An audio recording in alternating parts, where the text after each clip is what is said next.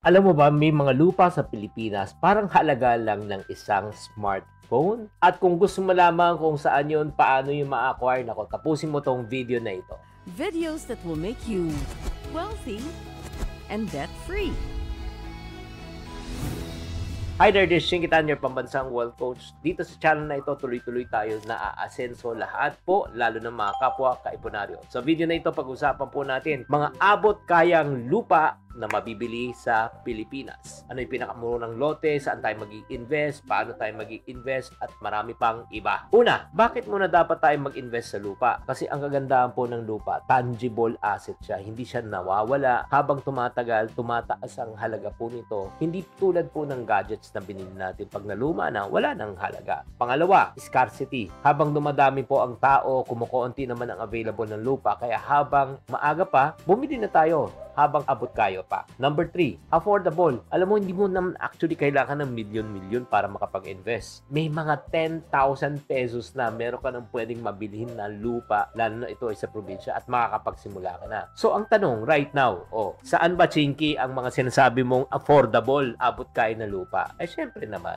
hindi to sa loob ng Metro Manila. Dahil napakataas na po ng presyo ng mga lupa dito. Mag-umpisa tayo sa mga probinsya tulad ng Quezon, Zambales, Palawan, Mindoro. Alam mo, may mga lupa pa doon na, lalo na yung mga medyo out of the way, na 50 pesos, 100 pesos, 200 pesos per square meter. Perfect yan sa mga gustong mag-invest pero limited lang po ang budget. That's number 1. Puntahan nyo po yung mga rural areas. Number 2, yung mga government programs. Alam mo ba, may mga programs ang government tulad ng agrarian reform at public auctions. Sa ganitong pamamaraan, makakahanap din po kayo ng tinatawag na affordable.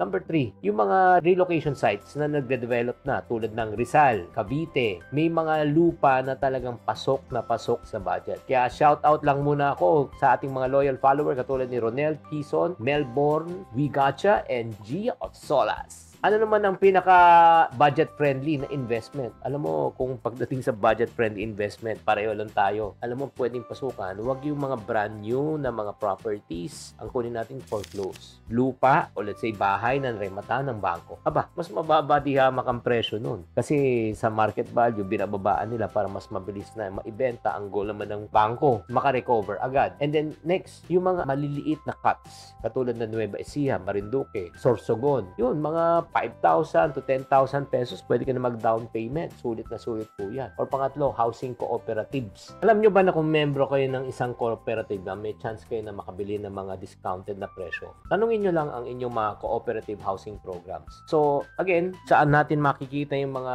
ganung klaseng offer? Sa mga online platform po like Lamudi, Carousel, FB Marketplace, at iba-ibang pong website. Pero babala, asawa po ni Babalo, mag-ingat po sa mga scams, ha? Lalo na yung mga sandatira. LGU, check nyo rin po mga public auctions, housing projects, meron din po sila kasi may mga iba hindi na nagbabayad ng kanilang amilyar, so nare-repanaan ng local government, pinapa-auction na lang po. Check nyo rin po yan. Real estate developers din, may mga developers nag-aalok ng pre-selling, perfecto sa mga gusto magsimula. Or pang-apat, syempre, mga chismis. Word of mouth, yun pinakamurang deal, hindi yung makikita mo lang sa online, kundi sa mga kakilala mo. Pero ito lang, ha, paalala lang, bago po tayo bumili ng lupa, number 1, i-check ang titulo. Siguradong malinis at clean ang title. Walang sabit, walang conflict. Okay, that's number 1. Number 2, access and utilities. I-check. Meron bang kuryente? Meron bang tubig? Diba? Siyempre naman, mahirap yan. Baka bundok naman ng wala naman daanan. Diba? Katulad ng isang kaibigan ko, nakabili nga sobrang mura pero walang right of way.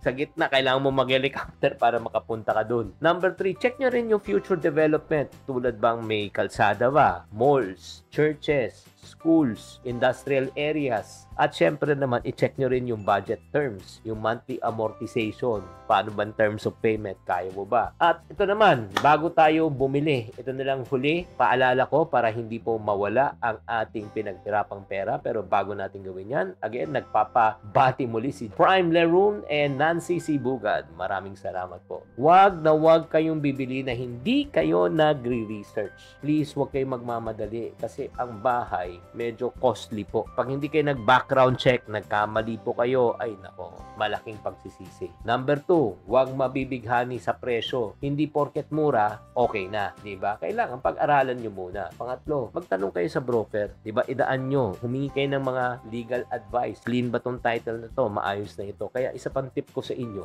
ito yung ginagawa po namin. Ang ginagawa po namin, pinapa-appraise po namin sa bangko, pinapa-check, uutangin namin sa bangko. Bakit? Ang mga bangko po ay magpapadala ng mga surveyor at i-check kung clean ang title nila bago yan magpautang. Pag right from the start pa lang sinabi ng bangko, nako, hindi namin pwedeng ma-approve yan kasi medyo yung title ay questionable. So, ibig sabihin ay hindi dapat pasukan. Pero pag in-approve ng bangko yan, mataas na po ang chance niyan na malinis na po ang title na yan. So, that's another tip that I can give you. Ngayon, alam nyo na sikreto ng pinaka-affordable na mabibili yung lupa. So, ang tanong ko, anong maganda na allocation para sa iyo? Diba? Para ikaw ay makapagsimula. Again, kahit simpleng amount lang, 10,000, 50,000, 100,000, pwede kang magkaroon ng sinasabi mong sarili mong lupa. Nako, mga friendship, kung nagustuhan nyo tong episode na ito, please mag-type kayo sa comment section ano pang gusto nyong mga next episode na pag-usapan po natin. And don't forget to watch pala yung latest na interview ko with Karen Davila. Search na lang sa YouTube, Chinkitan Karen Davila, lalabas na po yan. Maraming salamat at ako po ay nakapaglingkod po sa inyo sa episode na ito. Tatandaan, tamang karunungan, tamang disiplina po ang susi sa pagyaman.